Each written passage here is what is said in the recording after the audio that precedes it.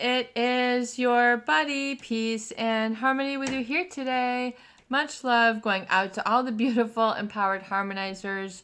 We are zooming in and focusing in on a great viewer question, and that is to talk about the covert narcissist lack of responsibility or lack of accountability, especially when it comes to just sort of emotional intelligence in relationships. When we talk about emotional intelligence, it's being able to identify the feelings of others, the peculiar sensations that arise. You know, the feeling of being understood, of being excited, of being, fearful or scared. And so there's a whole different emotional repertoire and richness that people possess as human beings. People are sentimental, they're nostalgic, they have connections to places, they have connections to people, they have connections to values, perspectives, and viewpoints and philosophies. They might love specific, types of industries, they might love specific types of brands. People have an emotional connection to things. This is a connection or creates what is known as a bond or attachment. And then you can, this is then, lived within systems within the individual relationships and the society. So really a problematic issue with a covert narcissist when it comes to sort of having this emotional connection and feeling that you are missing something. Oftentimes there's an emotional disconnect. That's where the disconnect is coming from, and it basically sends you down a path of confusion, fog, just sort of feeling unsettled and unresolved. Just basically all of a sudden you've got an issue or a problem on your hand that can feel very intangible, or what do I need to actually do, to resolve this feeling of suffering.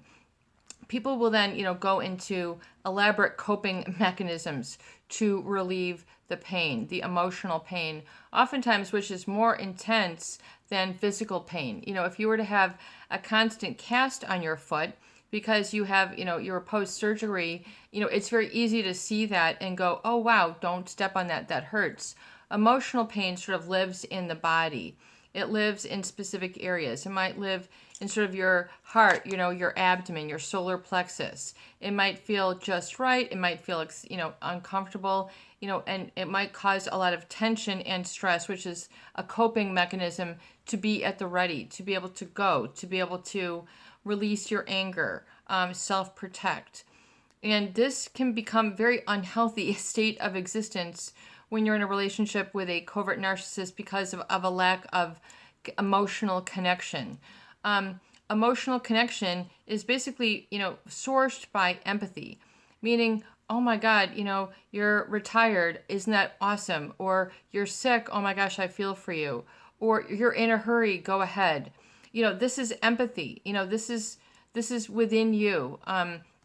So a narcissist kind of, they lack this. They don't really care. They don't attend. It doesn't have importance. It doesn't have value, weight, worth, it's salt, whatever, how it is you want to describe. It's not an opening that you can, fit a key in with words, a handshake, a hug. There's going to be a feeling that this sort of unresolved. And that isn't going to be an ongoing, that is the cause. That is the effect of a cause. Sometimes people feel that their feelings are the cause of the problem. It's, that's the symptom. That's the symptom that you're experiencing. And so if you've been in relationships pretty intensely or pretty closely, which now is becoming distant, with someone who is covert narcissistic, you're going to feel that you're not hitting on all cylinders with them emotionally. It's just they don't have an ability to, almost like receptors. They can't receive they can't receive your feelings. They can't process. They don't speak the language. So it becomes really, you feel that you've lost communication, you've lost touch. You almost feel like they're a stranger, or it's not accumulating in terms of its growth. Like so if you lack empathy, you're not going to have that sort of feeling of connection to call upon, which definitely gets stronger with time, the more you're in a relationship with somebody. So you have a stronger sense of connection, a shared, so hopefully as we go through this pandemic, this will be a shared experience. We'll have to see how this all plays out.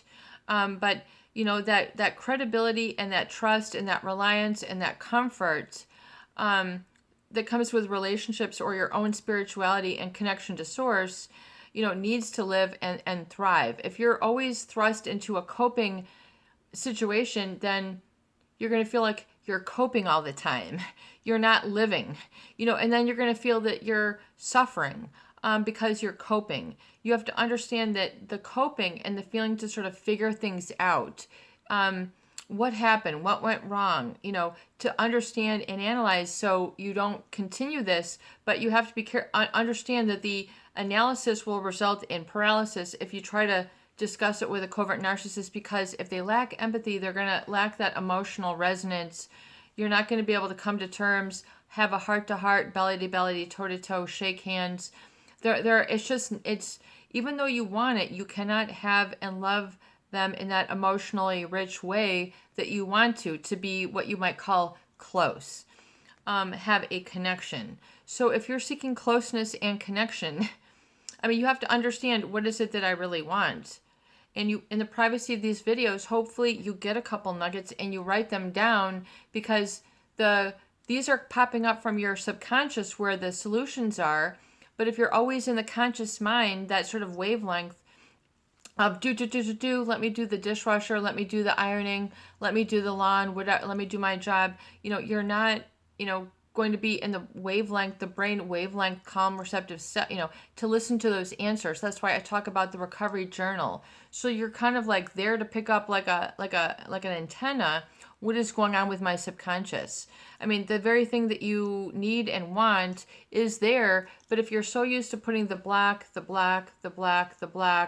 coping, then you're going to have to become like an excavator, and get like a big cement truck that can jackhammer that stuff out and crack it open, and that's what these, hopefully you can do that in these videos when you do your writing, when you have your recovery date, and you have these, even if it's just, 3 or 5 words of a statement, I need to take care of myself.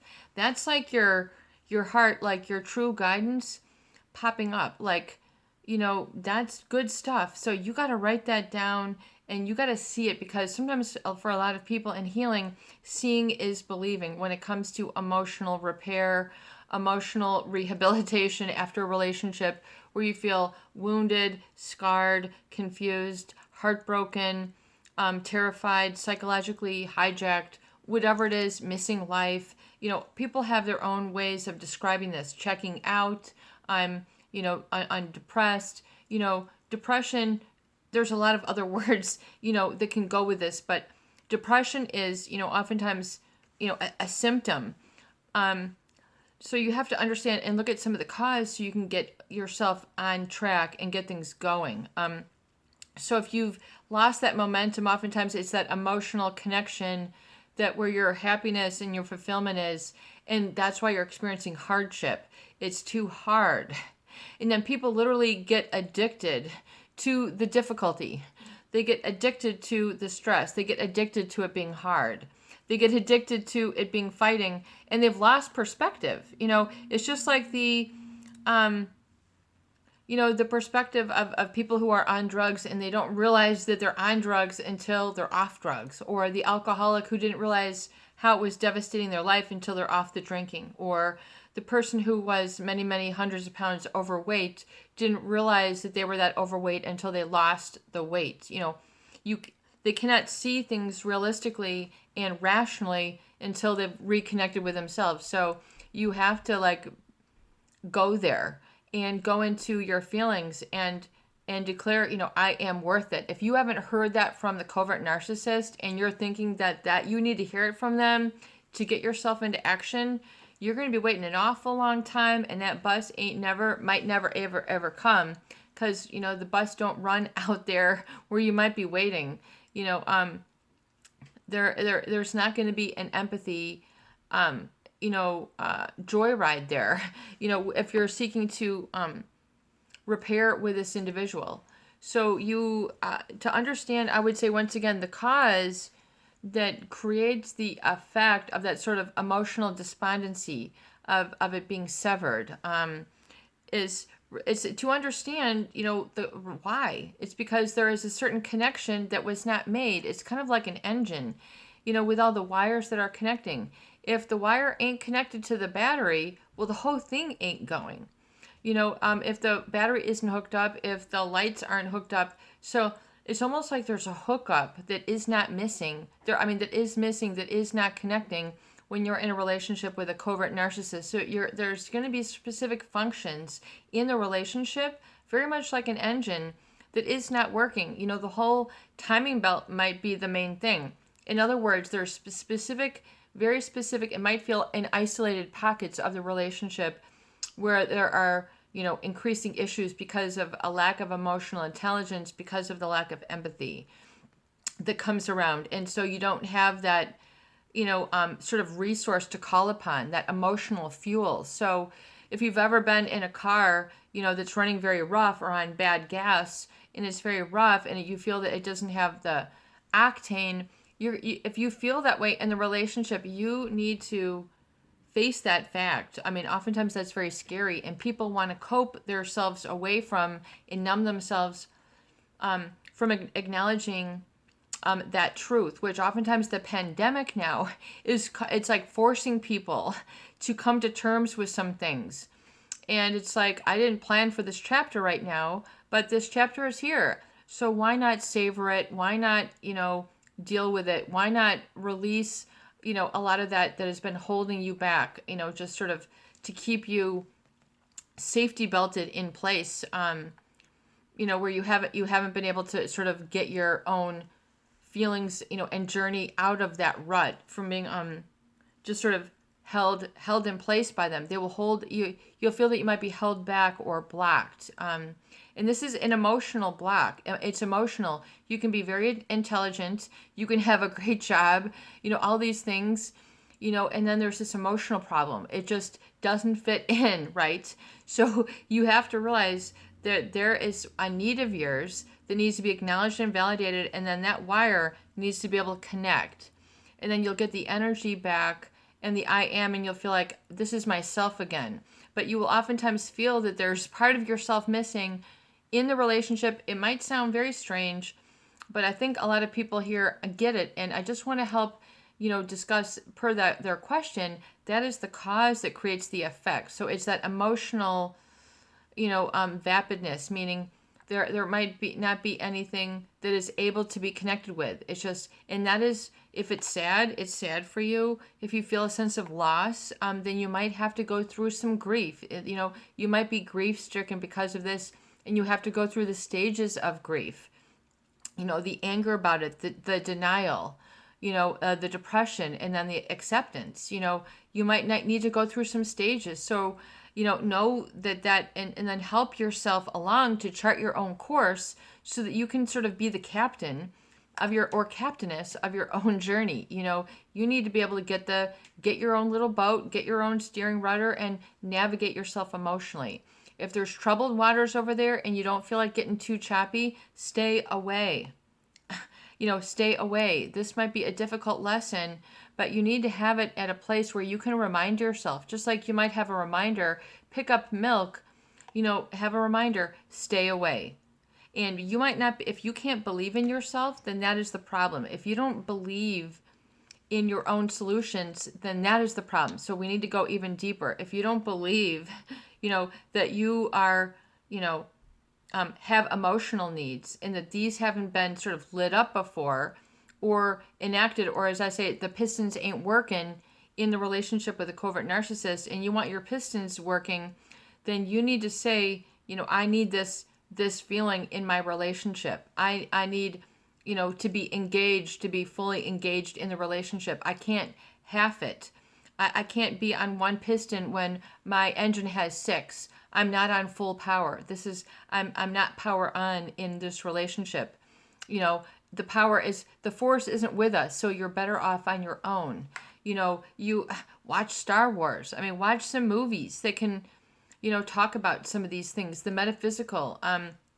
I had a colleague once who talks about the Disney movies, and he talks about their sort of philosophical and spiritual and sort of metaphysical symbolism, which there is a lot of. So, do some other fun things that are entertaining for yourself. But also in the recovery date, it's an opportunity for you to break free of that baggage or that feeling and just let it go. Like literally stop grabbing on. I did a video about holding on to a glass, and I don't know why I don't have I don't know why I have this over here, but like, let's just say you're holding up a glass. This is the only thing I have close by. But let's say you're holding up a glass. It's not difficult to hold this for, maybe like 5 minutes, 10 minutes, it would start getting heavy. After an hour, it would be very heavy. And then after, like, if I were having to hold on this for 24 hours, I would fatigue out. That is like what emotionally holding on. You're holding on, and just do it physiologically for yourself. Go hold on to a glass or a pitcher and see how long you want to hold on to it. Time yourself. Do this experiment with yourself. You'll get an understanding of the physical parallel to the emotional holding on. So that's why you feel the fatigue. You're sputtering out. You're deflated. You're crawling at this point. You're wondering where you are. You feel disoriented. It's because you're emotionally holding on to something for too long. And you need to be able to identify that and write it down. You're keeping it blocked. Seek it from yourself. What is the big secret? Ask yourself today, what is my big secret that I'm keeping from myself? And allow yourself to answer. It'll bubble to the surface. If you're not used to this, if you are just a beginner with sort of exploring your own solution orientation, then the solutions might come for you right away. They might come to you throughout the day today. You might hear the answer tomorrow and you'll go, oh my God, peace and harmony, you are right. I just got the answer. Write it down. I talk about it. Oh, I don't want to, I'm just going to put it in my phone. I'm a firm believer in the kinesthetic. Maybe, those people who are 19s or 20s and maybe they don't have a pen and paper and they don't write it down. Maybe this will be so passé in time that we don't even have pen and paper. Who knows? But for the kinesthesiology, for the therapy and the healing, this is not just to send yourself a text reminder, pick up milk. This is for you to connect outside of that sort of, realm into the organic, meaning, into your own physiology and your own heart so that you can physically feel yourself writing it and then you can see it with your own eyes as it comes through in your own handwriting. It's my belief and feeling that there's a real connection there. There's a real connection to the creation element, that sort of divine spark, and that your own writing will speak to you. If something jumps out to you, you need to realize that. And what I want to have jump out to you is like, as if you were rock climbing and then a rock comes out that you're supposed to get and hold on to and go, oh, I'm up now. What is that one little secret that you need to pull yourself out of that sort of, emotional sort of basement, emotional root cellar, emotional darkness that you have been in, like a cavern, emotionally cavernous, which is out of the light, which is, the subconscious. You've seen pictures of caves. You have to pull yourself out to get into sort of a better feeling of life, and you won't feel so separate and isolated and fearful because of this emotional disconnect. If you don't have, this emotional intelligence working for you in the relationship. This is your buddy, Peace and Harmony, with you here today, and I hope that these videos do help. Please share, please subscribe, and please donate for more great tools, videos, discussion, and support. Love what you love, have what you have, belong where you belong, and be where you can be. It's okay to exist. It's okay to fly. It's okay to dream. It's okay to exalt and, exalt in, just the, what should be exalted in. And you can tell my English degree, I'm a lover of words, And I know we go like on so much, but I think that's a real important healing step, especially if you have been just sort of real deflated or had like a chunk bitten out of you, from a covert narcissist relationship where you feel like there's this big gap or hunk missing.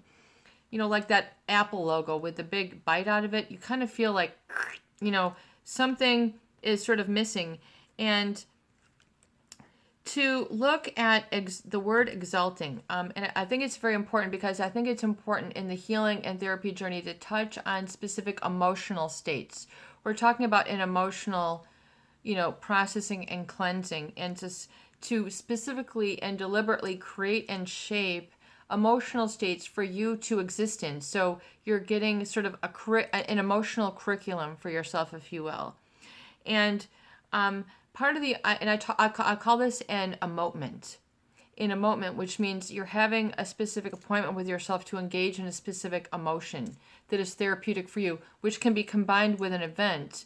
But I think a very therapeutic experience for people who have gone through a relationship with a covert narcissist is to experience exaltation.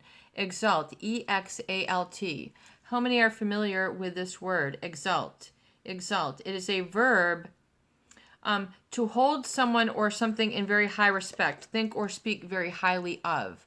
To exalt. So, when to rise to a higher rank or position of power, to make noble in character or dignify. So you need to exalt something in your life. Extol, glorify, praise, acclaim. Get into that exaltation state where you're like, OMG, ain't that a freaking miracle? Isn't that amazing? Look at that building. Look at that piece of furniture. Look at that art masterpiece. Look at that fresco painting. In Italy, start researching some things that really put glory into your presence, glory into your I am. Glory is different from joy. Whatever it is, you got to have a go-to, like rescue emotion. And exaltation is a very good one. It's to rise up. And it is from the Latin EX. So the Latin is, I believe it's in sort of Italian Euro-based language from hundreds of years ago, if not thousands. X is to out or upward, out or upward. So this is for you. What brings you out and upward? X, and then the Latin ALTUS, which means high. X means out or upward, high. Exaltation. Exaltation. What creates that feeling of exaltation? It is the late Middle English from the Latin exaltare, from the X out or upward, and the altus high. So you need to do this as a life, just sort of a spark that helps to create more of your foundation and the outline of your life, and create a boundary that helps you to exaltate nature, song, color, food, music, with taste, feeling. You can exalt, you can have anything. And so when I talk about in the healing journey, oh my gosh, we're going so long. I thought we were going to wrap this up like 5 minutes ago. If you're still here, just leave me a comment like I'm still here. I don't know how much you guys watch these. Just write "us still here" if you're here. Anyway, so when you do this, you are able to lift up that feeling of deflation, and bring it out of the solar plexus. You're able to bring out that sort of fear and transmit it and transpose it or alchemize it, which means transpose, back in the day was the alchemists, the ancients who would take like a base metal and then create a precious metal out of it. It's kind of like taking a base emotion and making, a richness out of it that gives you meaning and value and, like a precious metal. So creating that precious feeling within you.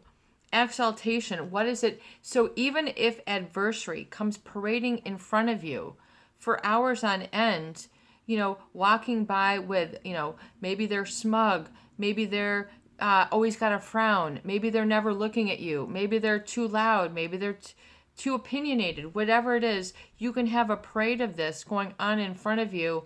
And if you have your exaltation going on, you will be immune and inoculated. You know, so you really do need to engage in this exaltation. Where do you feel exaltation? I want you to write 1 through 20. Where do you feel this? Just start writing things. In a blade of grass, in fresh air, in an open window, in a perfect pizza. I mean, where do you feel exaltation? You know, where do you, are you writing this down in a piece of paper that you're holding and you're feeling the energetic presence of? You have energy, you know, within your hands. It's going to be different if you're typing this into a device and you're reading electronically versus natural light with a pen. It doesn't have to be a fancy pen, but make sure it writes the way you like. Get yourself a piece of paper or a great notebook and write down what makes you feel exaltation. This is different from joy. Oh, I'm a stickler, you know. So where can you have, you know, that exaltation? Where do you find this? Where can you engage in this? Where can you connect with others in exaltation? You personally. I'm not talking about anybody else. And you might need to carve the narcissist or narcissists in your life out of the picture. Where's your, okay, cutting it out. Where do you find exaltation? Is the narcissist there? Do they share in it? Oh, we have a great life. Oh, I love our house. Oh, I love our vacation. Are they sharing in that? Or are they like, I don't know, you know, not me, you know, I can't share in this. Like, you know, I'm busy. I mean, if they, so you have to realize that it's important that you experience this.